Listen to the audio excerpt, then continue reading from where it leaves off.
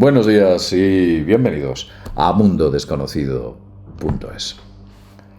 Hoy quiero contaros una historia alucinante que ocurrió en el planeta Humo. Sí, fue hace miles de años quizás. Ellos vivieron una terrible dictadura, una dictadura que ni siquiera en la Tierra hemos llegado a ver. Veréis, pensar que los regímenes dictatoriales son exclusivos de la Tierra es un grave error. El universo, con su propia evolución, allí donde ha creado la vida, ha creado la inteligencia y ha creado, por ende, o ha formado sociedades que debían coexistir y organizarse, como nos ha sucedido en nuestro planeta. Los distintos fracasos obtenidos en las múltiples formas de gobierno ya fueron analizados por el propio Platón, quien recogía la sabiduría de Sócrates, explicando que todos los sistemas de gobierno eran malos y que al final el menos malo era la democracia. No obstante, en la República de Platón ya Sócrates afirmaba que la democracia se volvía siempre en tiranía. Quizás es lo que nos esté ocurriendo. Algo así ocurrió a los habitantes del planeta Humo, quienes hace muchísimos años, y como he dicho antes, quizás miles de años, tuvieron que vivir una terrible dictadura cuya historia quiero contaros. Antes de nada, me gustaría puntualizar que usted no tiene por qué creer lo que le voy a contar. Nadie se lo está pidiendo. Usted puede verlo como un cuentecillo de ciencia ficción, independientemente que yo piense que lo que voy a relatar es cierto. Vamos a empezar la historia. Corría el año 1966. El profesor Sesma Manzano, un importante contactado por parte de los expedicionarios extraterrestres del planeta Humo, recibió una interesante carta de los humitas en los que contaba un sorprendente acontecimiento político que sucedió en su mundo. Los humitas dicen lo siguiente: en el año 1126 de nuestro primer tiempo, es un momento que está indefinido en comparación al nuestro, decía que no existía ninguna forma definida de culto en su humanidad, digamos que no había religión. Pero en aquella época existía una especie de enfermos mentales que emitían un tren enorme de ondas telepáticas que llegaban incluso a alcanzar a todo el planeta. Aquellos enfermos mentales, cada vez que se ponían a gritar y a gritar telepáticamente, digamos que desestabilizaban al cerebro de todos aquellos habitantes de ese mundo. Es como si alguien se os pusiese a gritar en el oído y vosotros intentáis hacer labores normales. No podríais. Alguien gritándoos constantemente en el oído impediría que desarrollaseis vuestra actividad normal. Pues eso es lo que ocurría. En Humo, cada cierto tiempo aparecía una especie de enfermo mental de esta naturaleza y emitía enormes trenes de ondas que incluso llegaban a paralizar el desarrollo científico del planeta Humo. Afortunadamente, en un momento concreto, surge un método llamado Armobua, en el cual digamos que lo que hacen es localizar a esos enfermos que aparecían y literalmente fulminarlos en el acto, para su desgracia. Dicen los humitas que en ese momento el pueblo Humo respira libre de esa esclavitud mental, pero desgraciadamente aparecen también las primeras formas embrionarias de tiranía, concretamente con una niña llamada IE 456. Surge un gobierno, o el gobierno más espantoso y despótico que ha conocido Humo. A los 8,5 años de edad, que es el equivalente terrestre, IE 456 demuestra ser una muchacha dotada de un nivel de inteligencia sorprendente. El consejo local, por entonces los padres no tenían autoridad sobre los niños, sino que era el consejo local y el Estado el que tenía autoridad sobre los niños, la destina a una universidad, imagínense, con 8,5 años de edad. En aquella universidad esta niña estudia física y cosmología. En esta época los estudiantes, digamos que, o en esos puntos, ella empieza a hacer estudios sobre campos electromagnéticos y fisiología celular.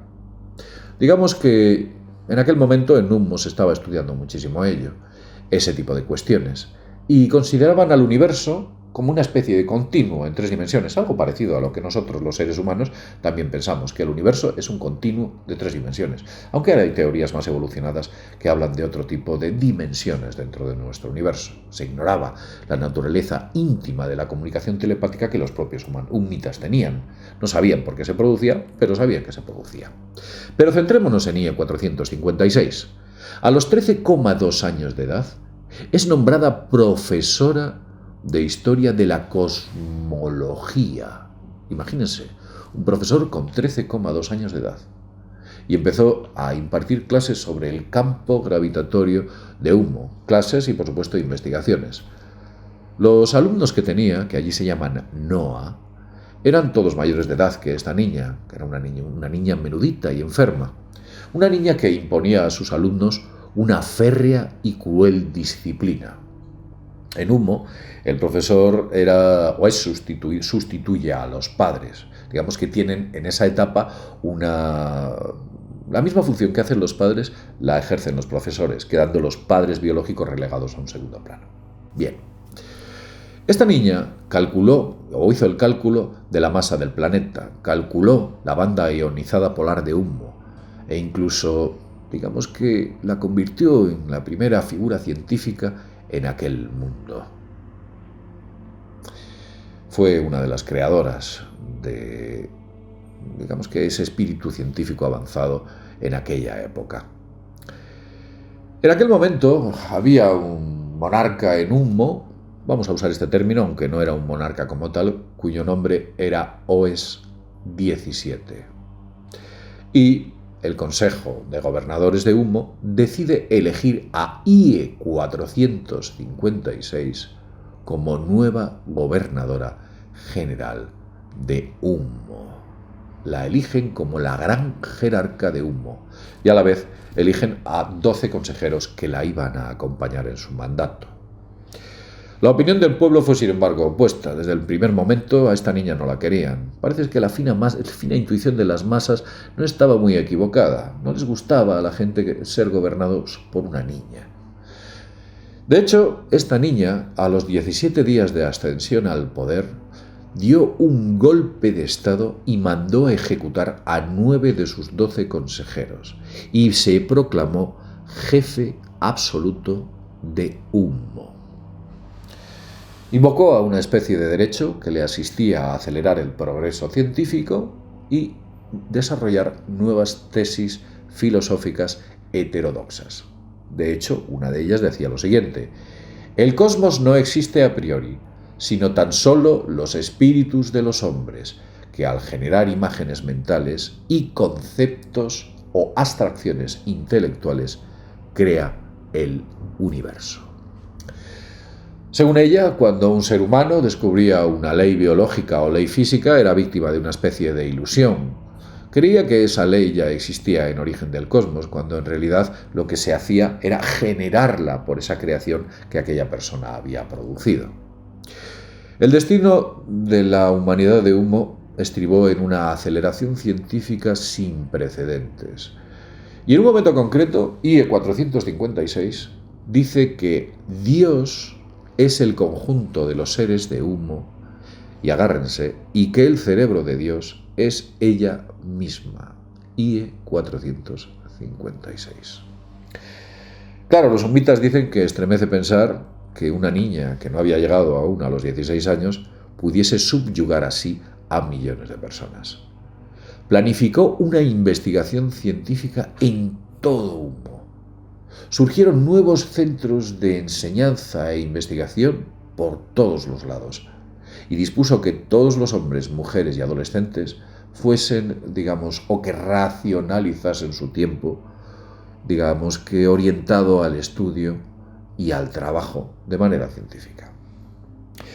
A los 15,2 años de edad, IE 456 promulga los famosos 12 Inae Duio, o leyes de decretos, según las cuales, siendo ella misma Wanadisaya, que así es como se denominaba, Wanadisaya ya, algo así como el centro de coordinación del cosmos. Imagínense que IE 456 se nombra centro de coordinación del cosmos y crea una especie de proclamas en las que comenta que ella es directamente propietaria de los seres de Humo, pudiendo disponer de sus vidas sin limitación alguna. En segundo lugar, elabora y estandariza para todo Humo unos ritos y cultos que serán rendidos por todos los habitantes de aquel planeta. Y en tercer lugar, dice que el fin de Humo es la investigación científica. Y si es preciso que todos los hombres o mujeres mueran en aras de la ciencia y de la génesis del cosmos, pues si tienen que morir, que así sea. Ella nunca tuvo escrúpulos en destruir a todos los habitantes que fuesen necesarios. Claro, en ese momento surge un increíble y estremecedor clima de terror. Los científicos que habían sido calificados como con una inteligencia superior tenían por obligación que hacer algún descubrimiento científico, y si esos científicos no entregaban nada de importante valor, eran torturados bárbaramente. Las mujeres, los hombres y los niños que pasaban esas pruebas psicológicas y que no lograban llegar a un umbral mínimo de estándar de aptitud mental, eran destinados al mismo fin que nosotros en la Tierra destinamos a las cobayas o a los conejos de Indias en los laboratorios. Hubo en una ocasión, en aquella época, en una universidad humita, un día que en 36 minutos, haciendo la traducción en tiempo o a escala de la Tierra, llegaron a viviseccionar a 160 jóvenes de ambos sexos en edades comprendidas entre los 17,6 y 22 años, extrayéndoles sin anestesia, porque entonces no se conocía en Humo, parte de la masa encefálica en una experiencia destinada a localizar los cambios neuroolfativos de la corteza cerebral. Imagínese usted la barbaridad o la brutalidad que esta mujer IE-456 imprimió. Parece ser que de IE-456 solo queda una especie de imagen borrosa en una especie de fotografía que existía por entonces. Pero vamos a continuar qué es lo que ocurrió. IE-456 recibía en audiencia a muchos científicos. Por primera y última vez en la historia de Humo, IE-456 impone a su hija Wie-1, hija de Oua-33, como sucesora suya, para gobernar Humo. Sobre su padre, Oua-33, dicen que fue asesinado en una especie de conspiración para acabar con su vida por parte del propio gobierno. Hablan o cuentan las leyendas de Humo que los gritos que daba Oua-33 eran terribles cuando le estaban matando. Wie-1, la hija de IE-456, empieza a regir a sus aterrorizados súbditos, e incluso a una edad mucho más temprana que su madre. Porque su madre, IE-456, muere en unas circunstancias muy extrañas que los humitas nunca nos explican.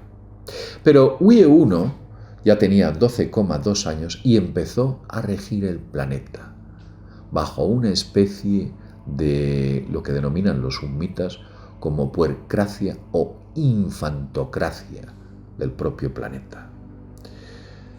Wie-1 carecía de la grandeza y brillantez de la mente de su madre. Por el contrario, Wie-1 era vulgar, mediocre y desde luego absolutamente sádica, que lo único que se dedicaba era a idolatrarse a sí misma y a su propio cuerpo, con una especie de paroxismo ególatra y narcisismo incluido. Ocurrió una cosa, y es que una de sus súbditas la colocó un explosivo, una de sus siervas, en venganza por haberla maltratado, y finalmente Wie-1 perece. La vida de esta estéril adolescente, que empezó a subyugar a Humo para beneplácito de los humitas, cae. Cuentan que tras la muerte de Wie-1, las turbas destruyeron todos los laboratorios y centros de investigación que ardieron en una sola noche. Las bibliotecas, que en Humo son fonotecas de la historia de Humo, y cientos de universidades, así como radiotelescopios, fueron destruidos como venganza de aquella época oscura que tuvieron que vivir. El pueblo humita cuenta que esto provocó un enorme freno a la ciencia durante muchos años. No obstante, os diré que el pueblo humita es en la actualidad un pueblo muy científico y con un alto grado de espiritualidad. Y hasta aquí os quiero contar toda esta historia.